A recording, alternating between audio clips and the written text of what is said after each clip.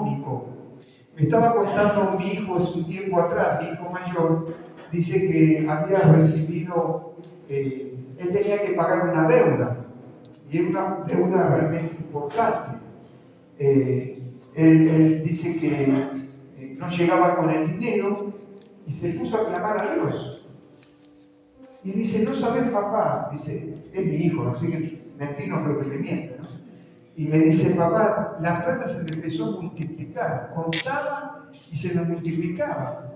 Contaba y se me multiplicaba. Dice, mira como que salía plata de la plata. Y dije, no puede ser, dice, yo no estoy bien. Así que agarró el fajo de plata y empezó a contarla de cuenta.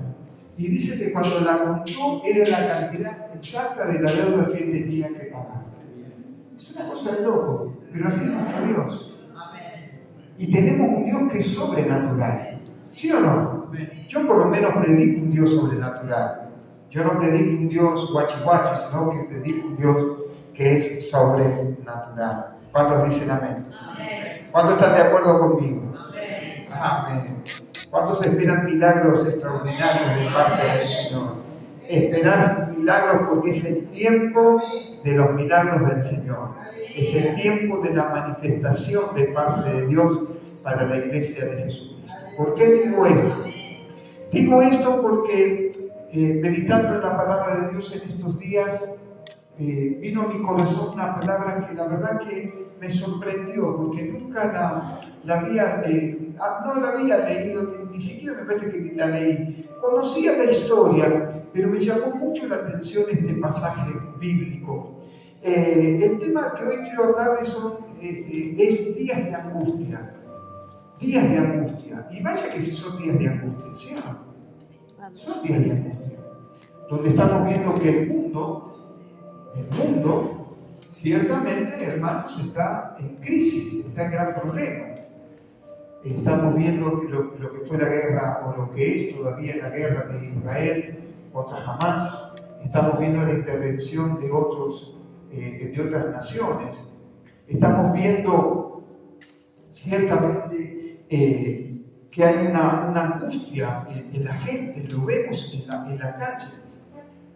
Vemos la violencia que se genera en este último tiempo. Otra vez estaba viendo no un documental, sino que pasaron por la televisión, un hombre que parece que le tocaron el auto, se bajó del auto y se subió corriendo, se subió arriba del capó y se subió arriba los chapitas chochos de la vida. Pero qué locura generalizada. Hace 2 o 3 días la angustia de un hombre que le rozó el auto con el colectivo y lo bajó y se empezaron a pelear, y el mundo está en angustia. Vemos que realmente la nación está en angustia. Y me gustó esta porción de la palabra del Señor. Si me querés apagar la luz, hija, yo te voy a agradecer. Es la primera de la mano izquierda. Primera de la... gracias, mi amor.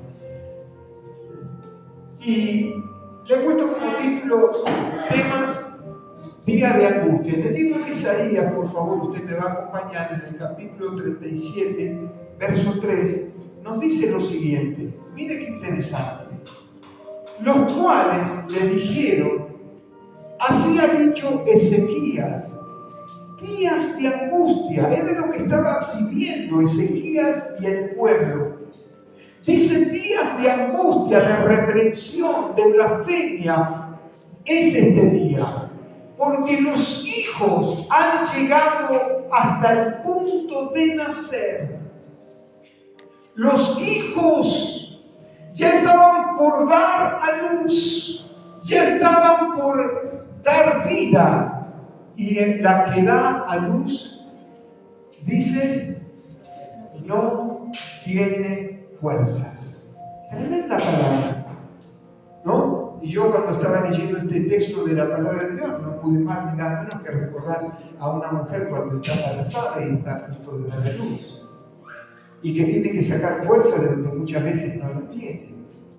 Pero acá dice la palabra que Isaías nos dice que a causa de la angustia que estaba viviendo el pueblo, que a causa de la angustia del momento y el proceso que ellos estaban viviendo, dice que los hijos ya estaban a punto de nacer, pero no tenían fuerzas. Ya no había fuerzas para que aquello que iban a hacer. Cuando hablamos de un hijo en la palabra de parte de Dios, estamos hablando de un nuevo tiempo. Estamos hablando de algo nuevo que Dios quiere hacer. Cuando hablamos del hijo, hablamos de esperanza. Estamos hablando de que un nuevo tiempo se acerca. Cuando un hijo fue así para nosotros, ¿o no? Cuando nació nuestro primer hijo, nos cambió todo. Todo. Sí, fue un nuevo tiempo en nuestra vida, un nuevo aprendizaje, un nuevo tiempo de entender un montón de cosas que antes no las entendíamos. Yo a mi hijo no lo pude agarrar, me parece, hasta los 2 meses, porque era tan frágil que me daba, por ahí exagero, ¿no? Pero era tan frágil y tan chiquitito, pero me daba cosa agarrarlo, ¿no? Me parece que a los varones nos pasa, ¿no? Parece que se va a desarmar el bebé. ¿Sí o no? Y usted cuando ve la luz, el que lo agarran de la patita, le pegan chilo, lo revolean, y vos que sos papá, te da cosa de tocarle que se te va a desarmar. Pero, ¿por qué Ezequías estaba diciéndonos y nos muestra esta palabra en esta mañana? El contexto de esta porción bíblica era que Ezequías había sido un restaurador de parte de Dios. Ezequías había hecho lo bueno delante de Dios. Ezequías había trabajado en pos de la restauración del culto, de la restauración de la casa. Él había hecho lo correcto delante de la presencia de Dios. Pasados los años, nos cuenta la Escritura que se levanta el rey de Siria, el rey llamado Senaquerib, se levanta y fomenta un estado de sitio sobre Judá. Así que él dice que va a sitiar la ciudad. Estaba leyendo el contexto y digo, qué interesante, mirá cómo el enemigo es sabio, porque dice que se pone sobre los acueductos, los acueductos de la ciudad. Eso significaba que cerraba el agua y el pueblo no iba a poder recibir agua, no iba a poder nutrirse de agua. Y muchas veces el enemigo viene a hacer eso sobre nuestra vida. Va a venir a levantarse para que vos y yo, el agua de vida eterna, muchas veces no la podamos recibir, no podamos saciarnos de esa agua eterna. ¿Por qué? Porque estamos quizás viviendo un momento de dolor, un momento de tragedia, y eso es lo que estaba viviendo el pueblo de Judá. El pueblo de Judá dice que estaba sitiado, y entonces Senaquerib dice que se levanta, blasfema en contra de Dios, habla en contra de Dios. ¿Quién es tu Dios? No le crean a Ezequías, porque el Dios Jehová Dios no les va a traer una respuesta. Pero dice que Ezequías cumple una función específica y clara, que es la que tenemos que aprender nosotros cuando estamos en esas luchas o en esas tragedias. En vez de lamentarnos, de llorar, de esconder la cabeza, dice que Ezequías oró a Dios. Buscó en Dios para poder encontrar una respuesta a ese tiempo de angustia y de dolor que el pueblo estaba viviendo. Él, como líder, como rey, como autoridad, no escapó, sino que dijo la mejor solución. El que tiene oídos para oír, oiga lo que el Espíritu quiere hablar en esta mañana. La solución que buscó Ezequías, y es la solución que la Biblia nos enseña, es que tenemos que buscar a Dios aún en los momentos de angustia y momentos de crisis en nuestra vida. Y Ezequías hizo eso, oró a Dios. Y no tan solo oró a Dios, sino que buscó una respuesta de parte de Dios. Y esto es lo segundo que quiero ministrarte, más allá del bosquejo. Lo primero que tenemos que orar, y lo segundo que necesitamos una palabra de parte de Dios. Cuando nosotros oramos y tenemos la palabra de parte de Dios, nada nos mueve. ¿Cuántos sabían eso? Porque cuando tenemos una palabra de Dios, tenemos la seguridad de que Dios nos habló, de que Él dijo, que Él prometió y Él va a cumplir. Dios no es hijo de hombre para que mienta ni se arrepienta. Las promesas son en Dios, sí, y en Él que son. Amén, son determinantes. Que así sea. Entonces Ezequías ora, pero también Ezequías busca una palabra de parte de Dios. ¿Y en quién la fue a buscar? En su primo. Fue a encontrarse con su primo, que era nada más ni nada menos que el profeta Isaías. Y le dijo: necesito una palabra de parte del Señor. Son tiempos de angustia, son tiempos de dolor, son tiempos de pruebas difíciles, pero Dios está sobre cada uno de nosotros. Quiero ministrarte en esta mañana 3 puntos rapidito, porque si no pierdo el colectivo.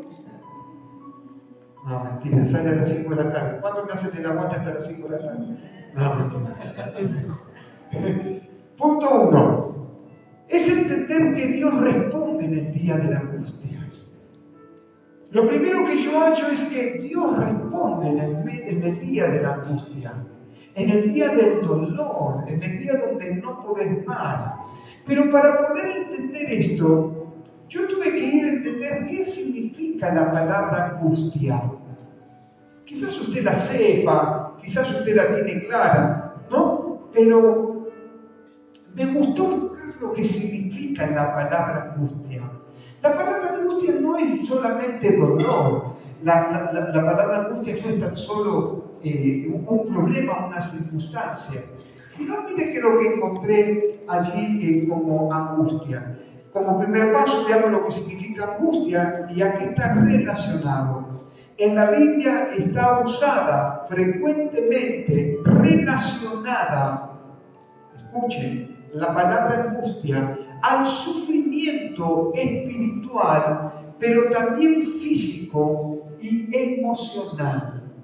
O sea que una persona puede estar angustiada espiritualmente, una persona puede estar angustiada físicamente y una persona puede estar angustiada emocionalmente. Entonces es mucho más profundo. Una angustia es algo que brota del interior de la persona.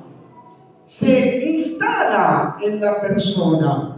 Dice, a menudo se la asocia a la angustia con el temor y la ansiedad. Interesante. La angustia está enmarcada o acompañada, ¿sí?, con el temor y con la ansiedad, estrechez o aprieto. Búscame este sitio de la tarea. Salmo 88, por favor.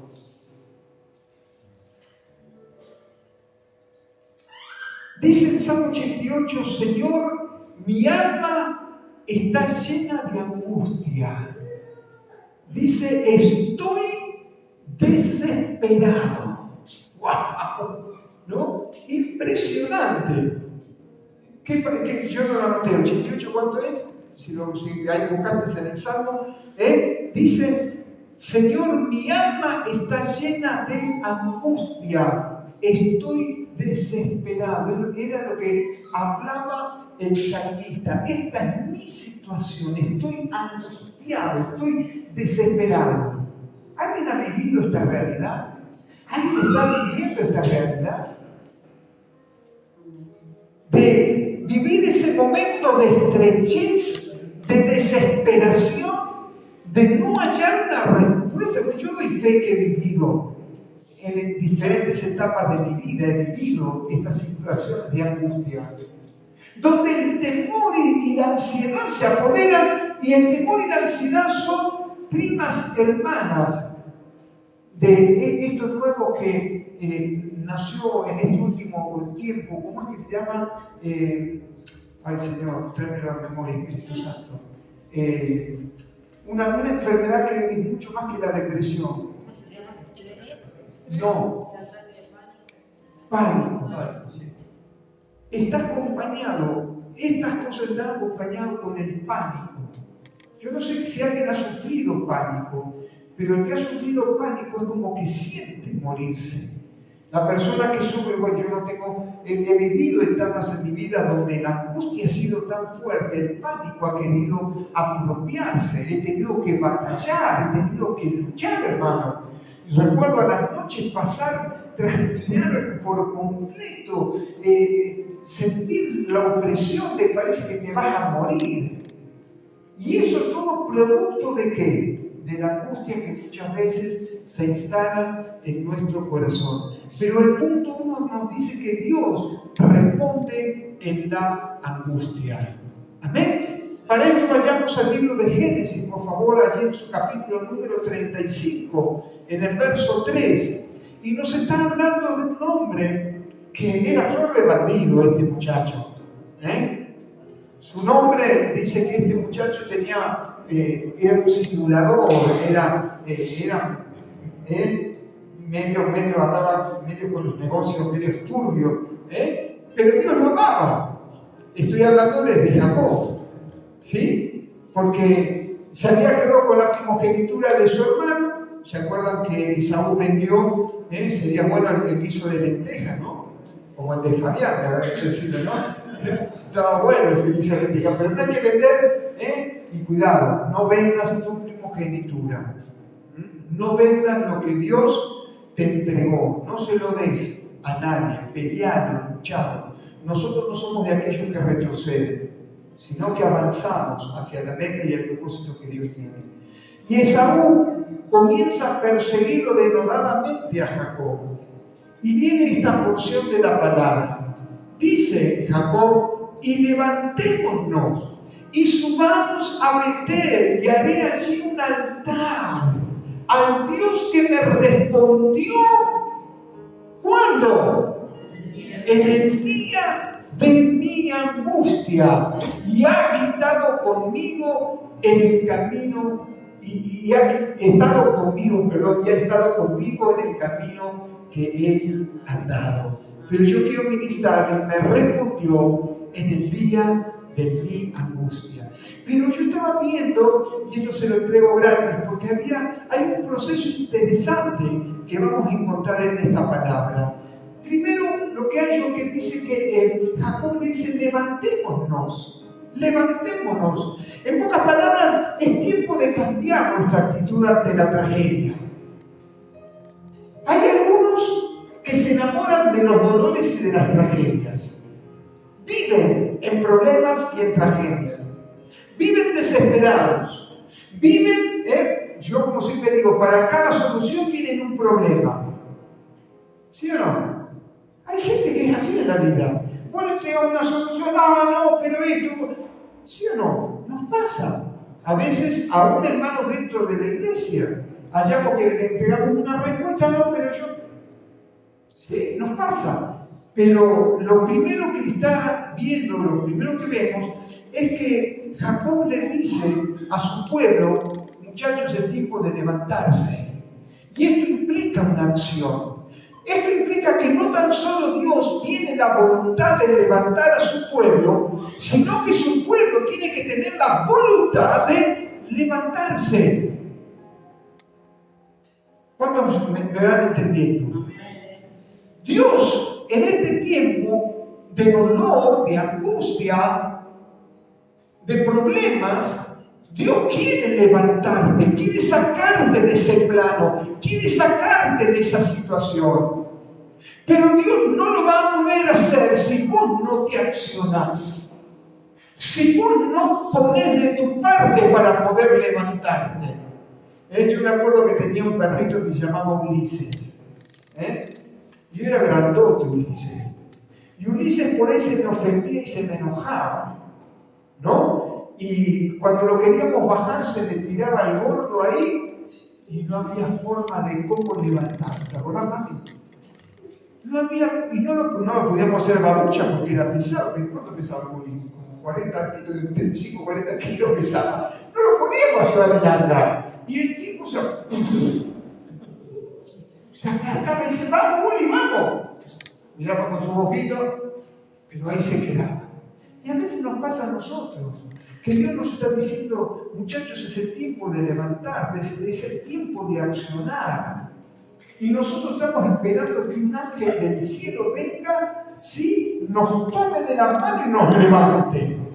Estamos esperando que venga otro y nos levante. Cuando Jacob le dice a su pueblo, es tiempo de levantarnos, levantémonos, salgamos de esta situación. Estaban siendo perseguidos, su corazón estaba lleno de dolor y de angustia. Y Jacob le dice a su pueblo, levántense, pero no tan solo levántense, sino que subamos ¿a dónde? A Betel. ¿Qué significa Betel? ¿Qué significa Betel? Casa de Dios. Subamos, accionemos, pero también no nos quedemos en el llano, no nos quedemos en el valle, sino que subamos a la presencia de Dios, subamos a Betel, subamos a la casa de la adoración, subamos al lugar donde sabemos que podemos tener un encuentro con nuestro Dios. No nos quedemos estancados ahí, levantémonos, pero no nos quedemos allí, sino subamos a Betel, a la casa de Dios. Dice, y yo haré allí un altar para Dios, un lugar de adoración, un lugar donde yo tengo un encuentro personal con Dios, un lugar secreto donde solamente Él y yo nos podemos juntar para buscarnos mutuamente. Yo lo busco a Él porque ella me está buscando a mí primero. Edifiquemos un altar en nuestras propias vidas. Edifiquemos un altar. Volvamos a la senda. Alguien decía volver a las sendas antiguas. Volver al altar familiar. Volver al tiempo de compartir la palabra. ¿Viste que a veces compartimos, che, vino la luz, vino el gas, vino el... ¿Sí o no? ¿Cuánto comparten eso con su esposa, con sus hijos? ¿Sí? Me vino esto, vino lo otro, hay que pagar. Compartamos la palabra. Alimentémonos de la palabra. En el altar no hay lugar para los impuestos. En el altar hay lugar para la adoración. Porque Él se va a encargar de todas mis necesidades. Amén. Entonces, el primer punto, Dios te responde en el día de la angustia. Dios va a estar con vos, Dios va a estar contigo, pero tenés que levantarte. Sí, tenés que levantarte, tenés que subir a Betel y edificar allí un altar para glorificar y honrar el nombre del Señor. Punto 2, rapidito. Lo segundo, yo digo, ¿qué lo paso al segundo o lo paso al tercero? ¿Viste? Porque uno deja la frutilla para el final. ¿Sí o no? Uno cuando prepara el mensaje, porque la palabra de Dios viene para exhortar, para edificar y para consolar. ¿Sí? La palabra profética viene para estas tres cosas. O sea, que significa que Dios te puede dar con un... ¿Sí o no? Pero después, ¿sabes cómo te dice? Te amo. Y ahí es donde te rompió. Estás haciendo esto, sos un pecador, estás haciendo esto mal, el Señor nos reta, no está buscando esto y lo otro, pero después dice, te amo. Y ahí es donde nos desarma. ¿Sí o no? Yo a veces espero que Dios, para mí a veces es más fácil que Dios me dé un chirro que me diga que me ama. Porque yo no lo puedo entender. Porque a veces no hago la cosa que Él me pide que haga. Y yo estoy esperando que Él me responda. Y que me diga, y sin embargo siento la voz sensible de su Espíritu Santo, donde me dice, tenés que corregir estas áreas de tu vida. Porque si no las corregís, no vamos a poder tener intimidad mutuamente. Vos sabés que yo te amo, que quiero estar con vos. Se terminó la exhortación. Y la consolación. Punto 2. En el Salmo 31:7, por favor, porque nos alegraremos y nos gozaremos, aún en nuestra angustia. Uno se puede, pastor, se puede gozar en la angustia, sí. Estamos llamados a bailar o a danzar en el medio del desierto. ¿Sí o no? ¿Sí o no?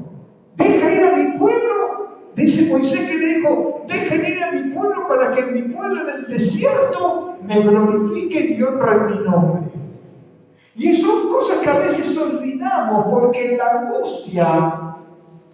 angustia nos viene la depresión, el pánico, nos viene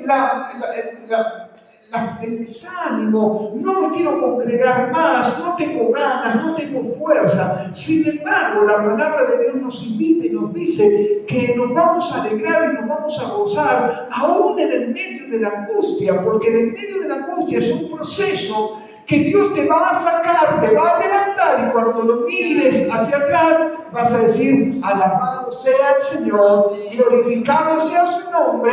Yo estaba en angustia y ahora estoy con gozo, con alegría, con regocijo, porque mi Redentor vive y porque Él me sacó de toda dificultad. Cuando dice gloria a Dios. Si usted lo cree, den un fuerte aplauso al Señor.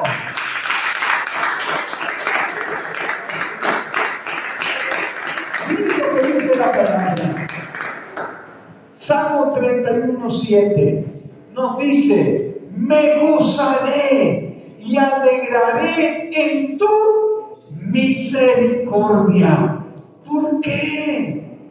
Porque has visto mi aflicción, has conocido mi alma en angustias. Has conocido. El Señor no te desampara ni te deja en tus peores momentos, en las dificultades más grandes, en las angustias más profundas que puedas estar viviendo. Los ojos del Señor más que nunca están sobre tu vida. El enemigo va a querer muchas veces soplarte al oído y te dejaron sola, te dejaron solo, no hay una respuesta para tu vida, estás en dolor, en angustia, estás desanimado, no hagas esto, no hagas lo otro, abandonate, volvé al sistema, volvé al mundo. ¿Sí o no? A mí me soplan cada 2 por 3. Tengo como un megáfono que a veces me dice: aflojá, aflojá, no vale la pena, no sigas adelante, aflojá. Pero hay una voz del Espíritu Santo, como dijo Jeremías, fuego en mi interior, que realmente no me deja retroceder, sino que me invita a seguir avanzando para la gloria de Dios. Punto 2, me gozaré y alegraré en tu misericordia, porque has visto mi aflicción. Decide que tenés a tu lado: el Señor ve tu aflicción.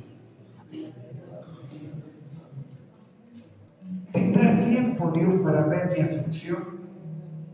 ¿Tendrá tiempo Dios para mirar mi angustia? ¿Tendrá tiempo Dios con tantos problemas que hay en el mundo para venir a solucionarme mi crisis, mi angustia? El salmista nos dice: me gozaré y alegraré en tu misericordia, porque has visto mi aflicción, has conocido mi alma en angustia. Dios ve lo que está pasando, Él ve tu aflicción.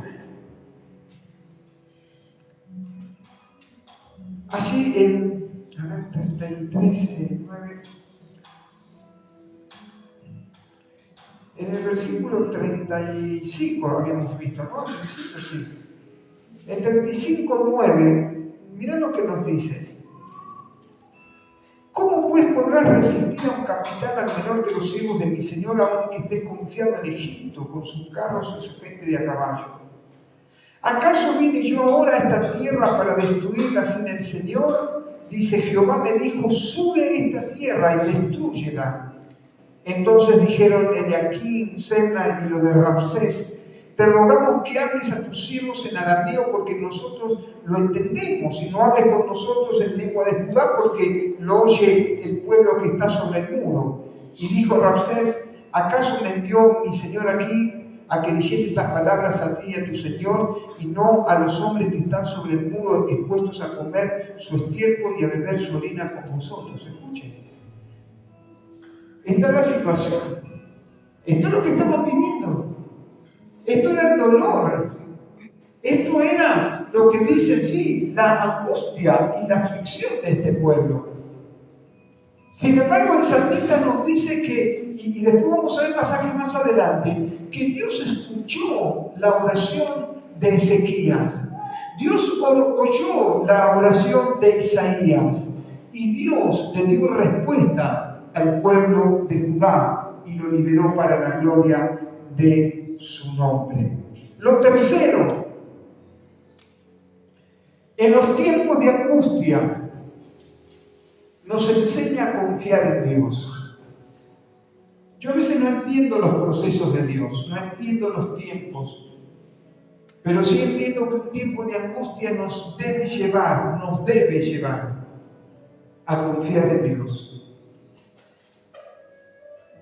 Cuando la angustia viene a tu corazón, ¿en qué comenzás a confiar? Cuando las cosas no salen como vos querés que salgan, ¿en dónde colocás o en quién colocás tu confianza? A veces la gente pone la confianza en nosotros, los pastores, como si fuéramos aquellos que pudiéramos dar una respuesta, una solución. Vamos a ayudarte, te vamos a dar un consejo, vamos a buscar sabiduría.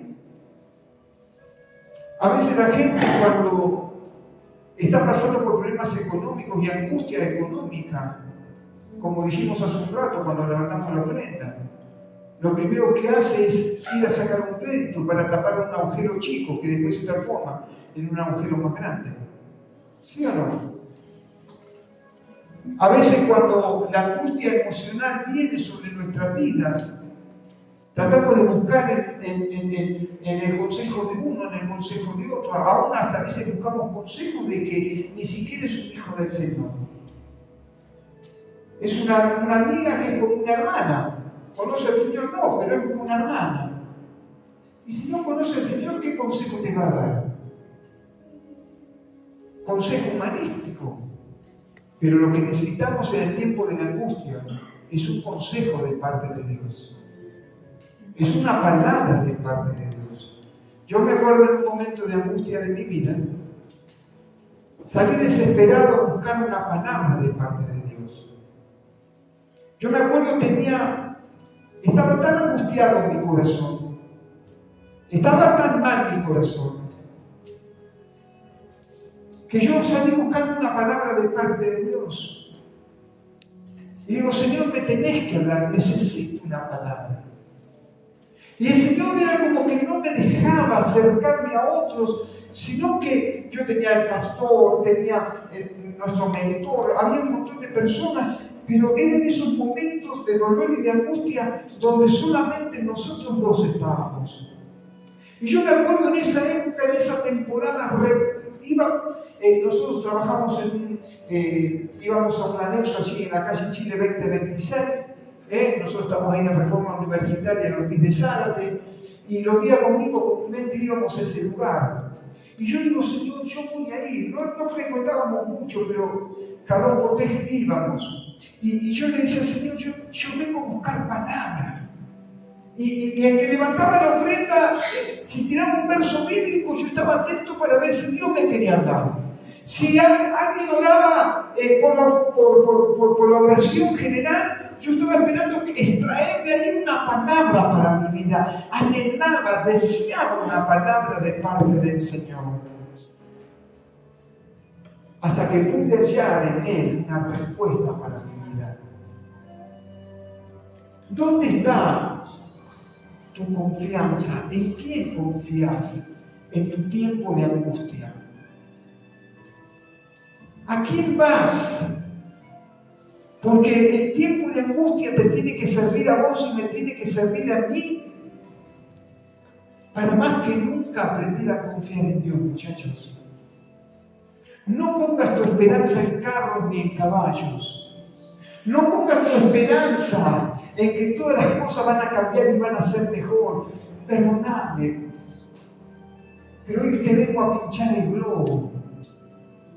Las cosas no van a mejorar. ¿Sabés cuándo van a mejorar? Cuando en algún momento digan paz y seguridad. Guarda.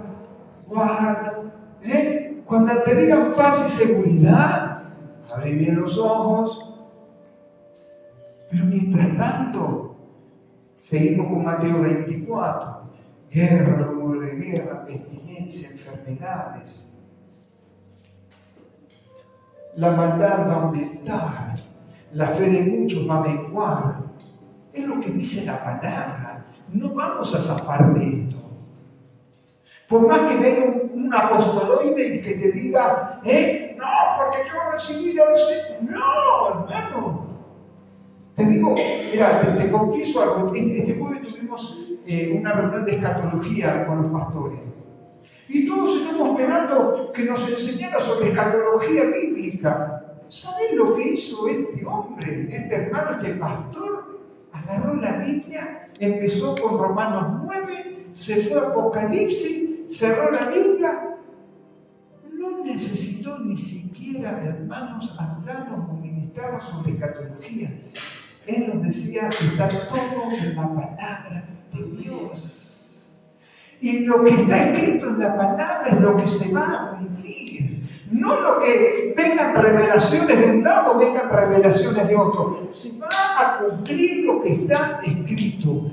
Podrán pasar los cielos, podrán pasar la tierra, pero la palabra de Dios va a permanecer para siempre. Escudriñar la palabra. Pero tenemos que aprender a confiar en el Señor.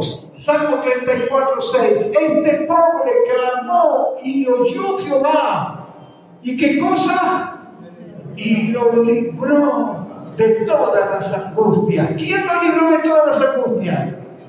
¿Quién oyó? ¿Quién era el pobre?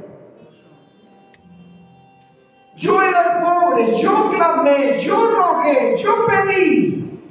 Pero el único que me escuchó, aleluya, el único que estuvo atento a mi necesidad, porque muchas veces existe en la vida ministerial y en la vida secular que muchos tenemos muchos amigos cuando la billetera está llena, ¿sí o no? Cuando estamos pasando un buen pasar económico, nuestra casa se llena de gente. Hasta gente que son vecinos que ni los conocen, pero que tocan timbre y como vos estás dulce, bueno, no pasa, no hay problema. ¿Sí o no? ¿Sí o no? Pero cuando esta comienza a aflojar, ¿sí? Cuando ya no hay asado, cuando ya te volvés vegano porque ya no puedes comprar carne, ¿sí o no? Yo tengo mi nuera, Mumi, vegetariana, ¿no? Y dice, bueno, claro, el otro zapatilla le pone carne. ¿Y ella qué hace? No, dice, yo también voy a comer a la parrilla. Y agarra una berenjena, agarra una zanahoria, ¿no? Y una cebollita, una batata.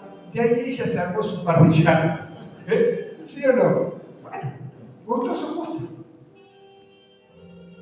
La respetamos y la amamos, ¿no? Porque es así. A mí déjeme.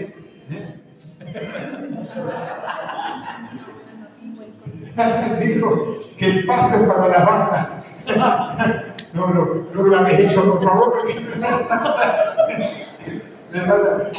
a destruir. Pastor hablando en contra de los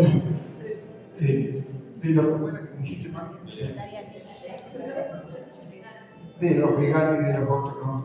Hay unos que no comen unas cosas y otras. Pero en los tiempos de angustia el Señor nos enseña. Y hay momentos donde estamos solos, hermano. Donde estamos solos. Con el problema, el agua se nos subió al techo y estamos solos. ¿Y dónde está? ¿Y dónde se metió? Y yo lo necesito. Se fue justo esta semana, no está. Tanta necesidad que yo tengo. Es porque el Señor te quiso encontrar a solas con vos. Porque Dios quiso tener un trato personal con vos. Porque Dios te llevó a ese estado para que podamos entender que la gloria del hombre es como la flor de la mañana que cuando sale el sol no queda nada, sino lo único que queda es el sol de un nuevo amanecer y una nueva esperanza. Amén. Este pobre clamó y lo oyó Jehová y le libró de todas las angustias. Él es nuestro refugio y nuestra fortaleza. Él puede ayudarnos a suplir cualquier dificultad. El Señor está a favor tuyo. Decide que tenés a tu lado: che, el Señor está a favor tuyo. Y si está medio dormido, tenés mi permiso, pegale acá, le pasa. Ahí está, muy bien. Decide, el Señor está a favor tuyo. El Señor está como poderoso gigante sobre tu hogar, tu familia. El Señor todavía no perdió el control. Está sentado en su trono y tiene todas las cosas en sus manos. Amén. El Salmo dice que Dios, 34:6, Dios te libra, Dios trae un renuevo, trae nuevas fuerzas. Y yo digo: Señor, y es donde me remito al primer lugar, ¿no? Al mensaje o al texto que utilicé para poder hablar sobre la angustia. Dice que la que estaba por dar a luz ya no tenía fuerzas. Estaba todo a punto de nacer. Todo iba a ser una fiesta. Todo iba a ser una celebración. Pero la que tenía que parir no tenía fuerzas. Y esto también es producto de una angustia. Porque cada uno de nosotros, y esto es lo que me ministraba el Espíritu Santo, cada uno de nosotros tiene una palabra de parte de Dios. Cada uno de nosotros alberga en su interior una promesa de parte de Dios. Una promesa personal, una promesa matrimonial, una promesa familiar donde incluye a toda la familia, ¿sí o no? Cada uno de nosotros que anhelamos, que deseamos de parte de Dios, tenemos una palabra. Y yo no sé si a usted, pero yo estoy esperando todavía el cumplimiento de esa palabra. Estoy esperando el cumplimiento y hoy quizás no estoy viendo ese cumplimiento. La otra vez vino un pastor amigo, es amigo, ¿no? Amigo. Me puso la mano sobre el hombro y dice: sobre tus lomos hay miles. Y yo,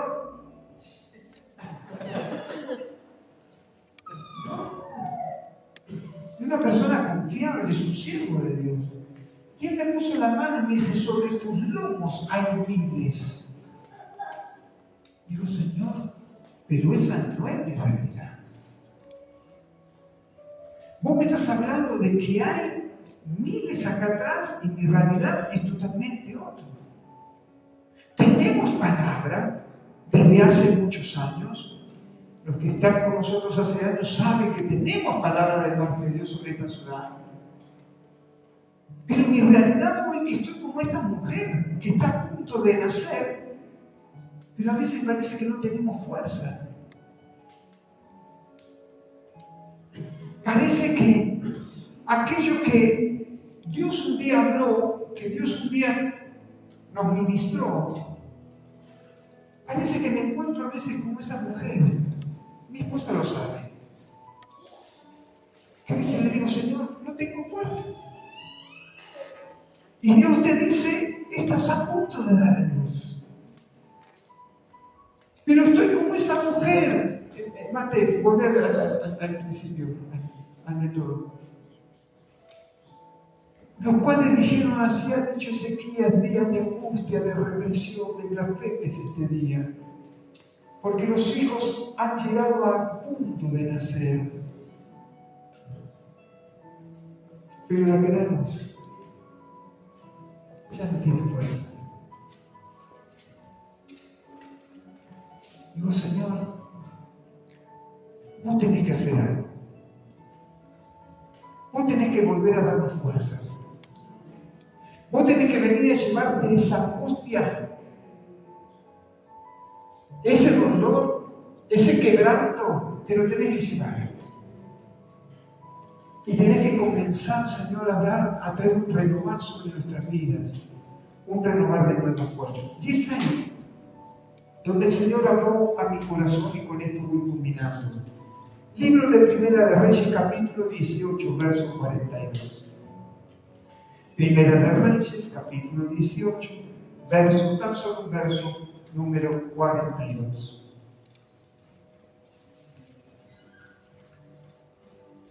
Dios renueva tu fuerza. Está pronto a dar a luz y parece que no hay fuerzas, pero Dios renueva tu fuerza. ¿Cuántos necesitan que Dios renueve su fuerza? Yo abrazo con esperanza lo que Dios envía a mi corazón. Dame el pasaje ese, por favor, Mateo. ¿No lo tenés? Ok, luego escucho eso. Primera de Reyes. Si nos dejamos la compu hoy en casa. Primera de Reyes, capítulo 18, verso 42. Dice así la palabra del Señor. Este tiene como título que Elías se acuerda que ora por lluvia. Elías había dicho por mi palabra, no va a haber lluvia por 3 años en la tierra. Sequía, hambre. Y ahora llegó el tiempo, decí conmigo, llegó el tiempo.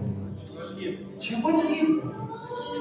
Y Elías ahora vuelve y comienza a orar a Dios. Y dice lo siguiente. Entonces Elías dijo a Acab: sube, come y bebe, porque una lluvia grande. ¿Qué pasa con la lluvia grande? ¿Qué más? Esas son diferentes versiones. ¿Qué dice la Reina Valera? ¿Qué dice? Reina Valera, ¿quién la escucha? ¿Quién la tiene? ¿Sí? Y oye, yo sabía que la lluvia te moja. Pero él dice, se oye. ¡Wow! Un hombre sensible a la voz del Espíritu Santo. Alguien sensible al oído de Dios. Esta lluvia se oye. Y lo que viene de parte de Dios para la iglesia de Jesucristo, en este tiempo final, se va a comenzar a oír. Se va a oír esta lluvia que Dios está preparando para este último y gran avivamiento. Se va a comenzar a oír. Pero mirá lo que dice la palabra del Señor. Verso 42, el verso clave. Dice que Acab subió a comer y a beber. Y Elías, ¿qué hizo Elías? Se fue a comer. ¿Qué hizo Elías? Vamos, que no lo escucho. Subió al monte. Dice, y Elías subió a la cumbre del Carmelo. Y postrándose.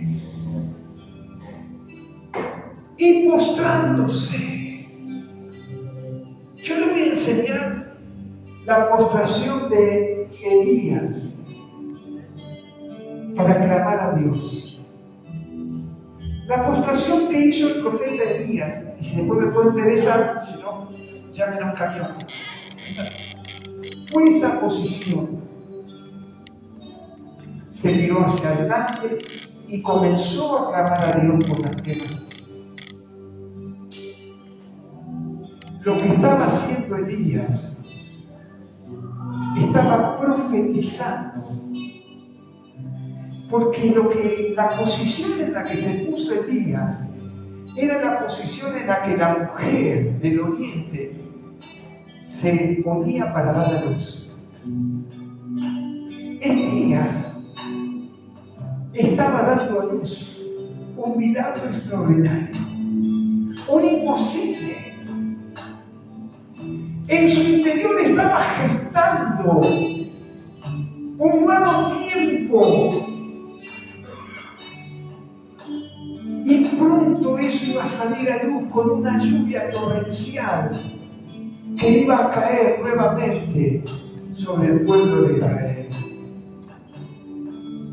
Aquí la palabra nos decía que aquel no tenía fuerzas, pero Dios trajo un renovar. Cuando usted escucha la vida de Elías antes de tomar esa posición para dar a luz, un nuevo tiempo, una nueva temporada, un nuevo renovar sobre el pueblo de Israel. Elías venía de luchar, venía de angustia, venía de problemas, y ahora llegó el tiempo. Yo quiero ministrarte de parte de Dios. Llegó tu tiempo. Llegó tu tiempo. Llegó tu tiempo, porque vos dijiste amén, lo aceptaste. No te lo revela ni carne ni sangre, no te lo revela porque vos me digas amén, amén, sino que le estás diciendo amén al Señor espiritualmente. Porque conmigo no es el compromiso es con Él. Por eso le estoy diciendo amén, porque no me lo revela ni carne ni sangre. Si no estamos como ciertamente allí, que Jacob le dijo, levantémonos, pero estaba como mi perrito dice, levantate y seguí ahí. Dios te dice, es tu tiempo. Es tu tiempo, lo tienes que recibir. Pero esto no se recibe por la fe. ¿Qué es lo que estaba haciendo el profeta Elías? Se arrodilló porque algo iba a nacer en su vientre, algo estaban haciendo. Yo quiero profetizar en esta mañana que Dios trae una renovación de tus fuerzas para que ciertamente puedas comenzar a dar a luz esas promesas, las palabras, lo que Dios dijo sobre tu vida, sobre tu hogar, sobre tu familia. No me importa lo que esté pasando, no me importa lo que yo estoy viviendo ahora. No me interesa la problemática, no me interesa lo que está pasando. Yo sé que estoy gestando en mi interior. Dios está renovando mi fuerza y algo nuevo viene sobre la iglesia de Jesucristo, sobre el tabernáculo de la fe, sobre tu vida, sobre tu hogar, sobre tu familia. Recibirlo en esta mañana.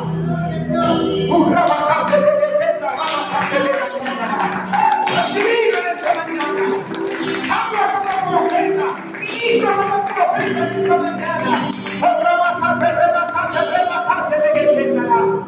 Reciba esta palabra. Recíbala en el nombre de Jesús.